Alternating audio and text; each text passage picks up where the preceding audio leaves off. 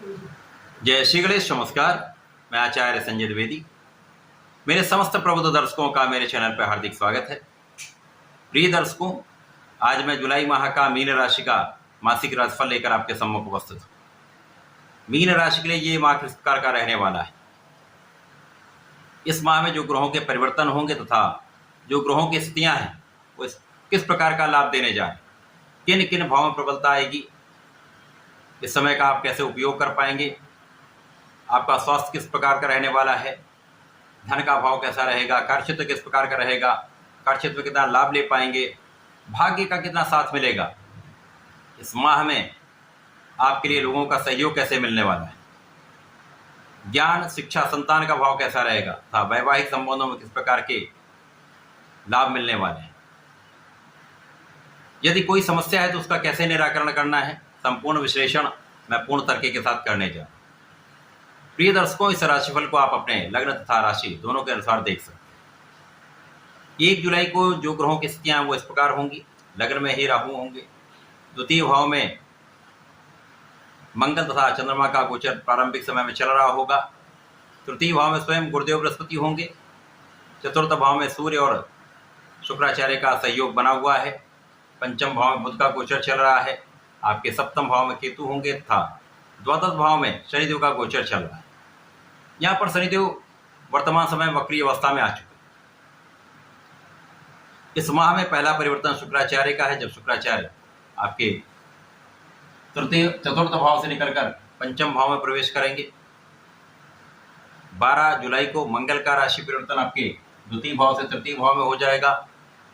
16 जुलाई को सूर्य का परिवर्तन आपके पंचम भाव में हो जाएगा। 19 जुलाई को बुध का राशि परिवर्तन आपके पंचम से षष्ठम भाव में हो जाएगा। इस माह का अंतिम परिवर्तन 31 जुलाई को होगा, जब शुक्राचार्य राशि परिवर्तन करके आपके षष्ठम भाव में प्रवेश करें। प्रारंभिक समय से ही यहाँ पर लग्न में आपके राहु का गोचर चल रहा है।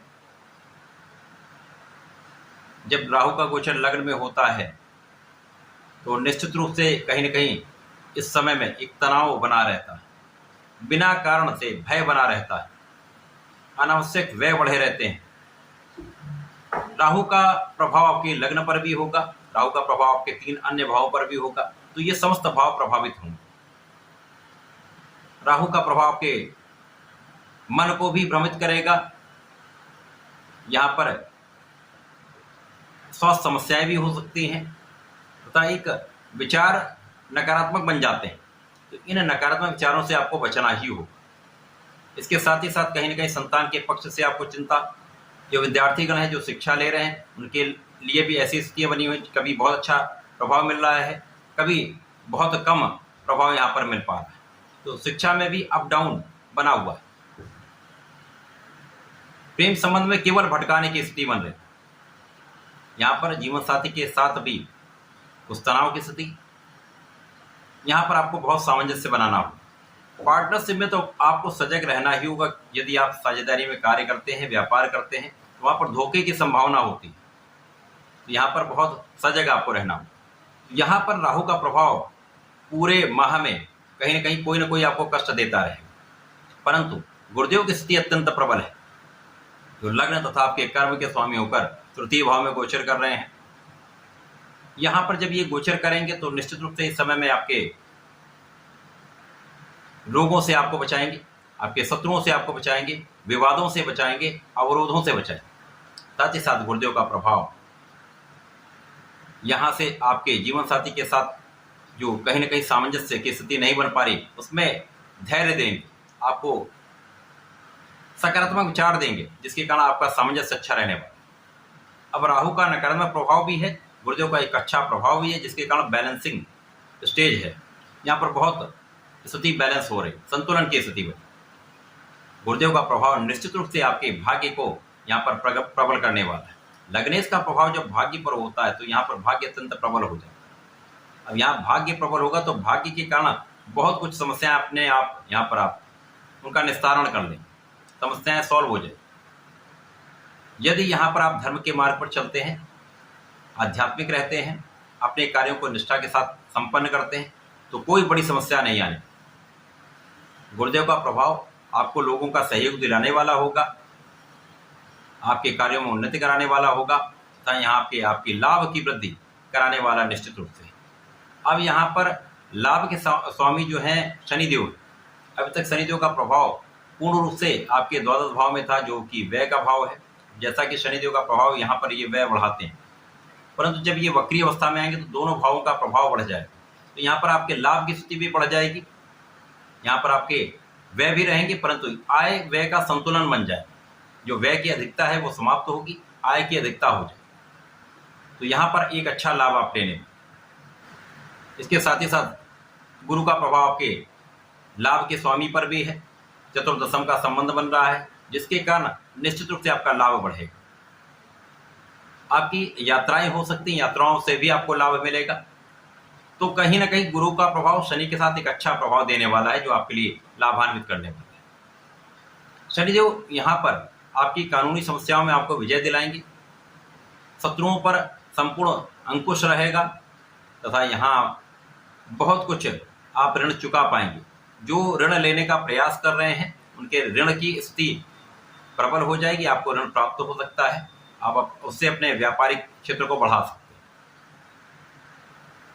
यहाँ पर शनिदेव का निश्चित रूप से भाग्य पर भी प्रभाव है। अब गुरु का प्रभाव भी भाग्य पर है, शनि का प्रभाव भी भाग्य पर, जो लंबे अवधि के ग्रह। राहु का प्रभाव भी भाग्य पर, परंतु राहु का जो निर्बल प्रभाव है, ये अब प्रभाव जो है वो निर्बल होने वाला है, क्योंकि दो बड़े ग्रहों का सकारात्मक प्रभाव यहाँ पर मिल रहा है। तो राहु का नकारात्मक प्रभाव यहाँ पर कम हो जाए। अब यहाँ पर मंगल के साथ चंद्र मंगल योग धन भाव में बन रहा है, निश्चित रूप से एक अच्छी स्थिति यहाँ पर बन रही है।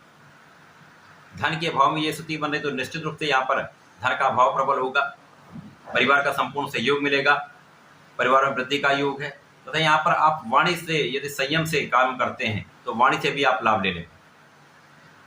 शिक्षा का भाव यहाँ पर मंगल बैलेंस कर देंगे, संतान पक्ष को बलवान करेंगे, ऊर्जा का एक अच्छा प्रवाह आपको देंगे, साथ ही साथ आपकी संपूर्ण सुरक्षा करेंगे।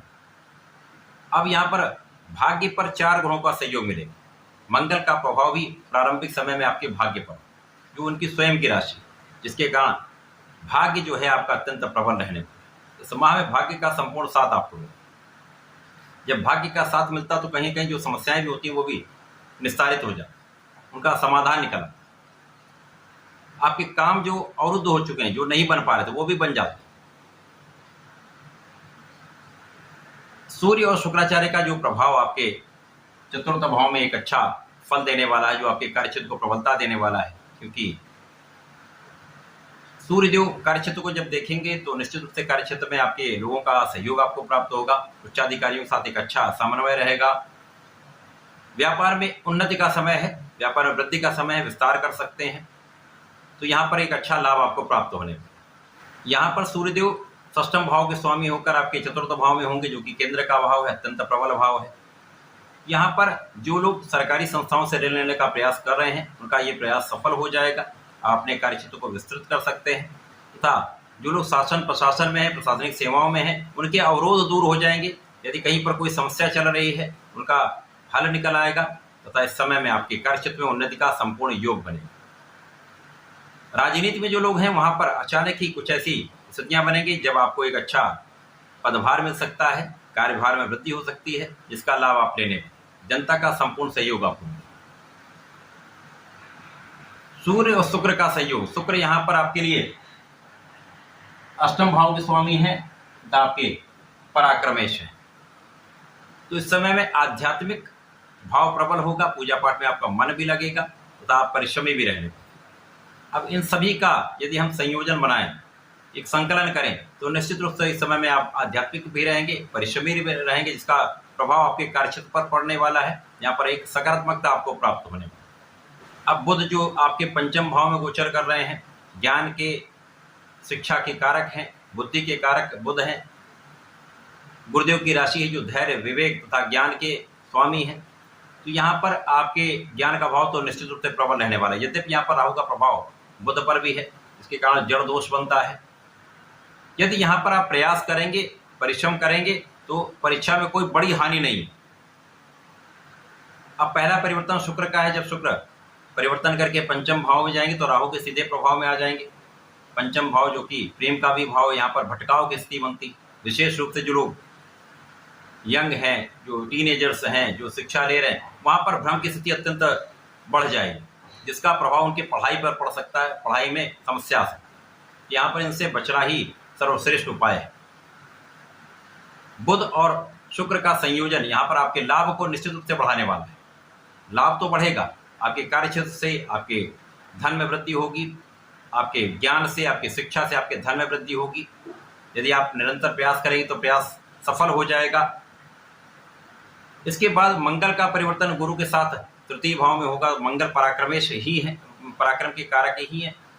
पराक्रम के कारक का पराक्रम के भाव में जब गोचर होगा तो अत्यंत वृद्धि हो जाएगी, परिश्रम अत्यंत श्रेष्ठ हो जाएगा, गुरु का प्रभाव भी बढ़ेगा, मंगल का प्रभाव भी बढ़ेगा, आपकी ऊर्जा सही दिशा में लगेगी, सकारात्मक ऊर्जा आपके अंदर रहने वाली, जिसके कारण विवाद की कमी हो जाएगी तथा आपके कंस्ट्रक्टिव जो वर्क है वो बढ़ जाए। आपकी ऊर्जा का सदुपयोग आप कर पाएंगे, जिसके कारण भाग्य भी प्रबल होगा, कार्यक्षेत्र भी अत्यंत प्रबल होगा।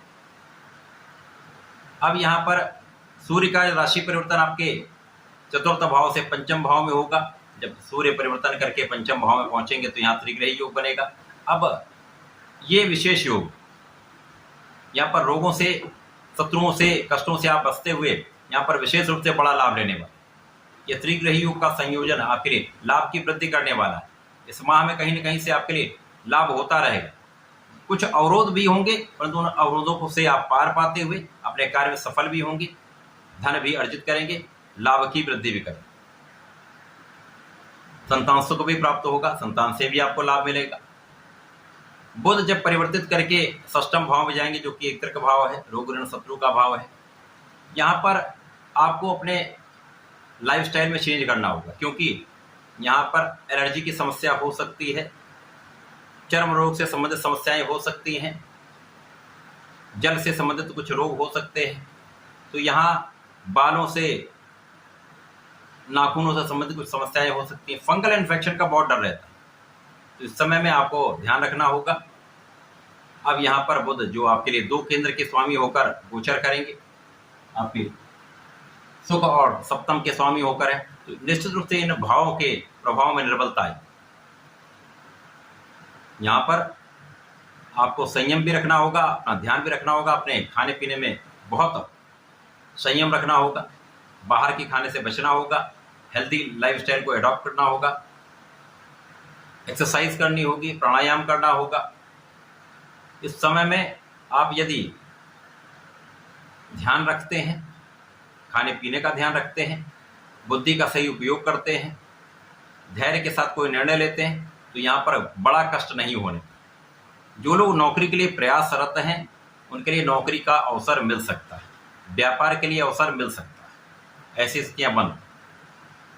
परंतु इस समय में आपको सजग अवसर है, भाग्य का साथ मिलेगा, कर्म क्षेत्र में उन्नति होगी, परंतु कहीं ना कहीं कुछ सारी समस्याएं, शारीरिक समस्याएं आपको तनाव दे सकती हैं।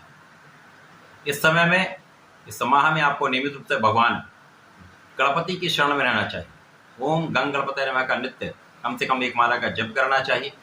संकट नाशन गणेश श्रोतम का यदि नित्य 1 बार भी पाठ कर लेंगे तो कष्ट सारे दूर हो जाएंगे, संकट दूर हो जाएंगे, स्वास्थ्य समस्या से भी आप बचेंगे। इस समय का आप अच्छा उपयोग कर पाएंगे, लाभ लेंगे। तो ऐसा करके समय को उपयोग करें, लाभ लें। धन्यवाद, नमस्कार।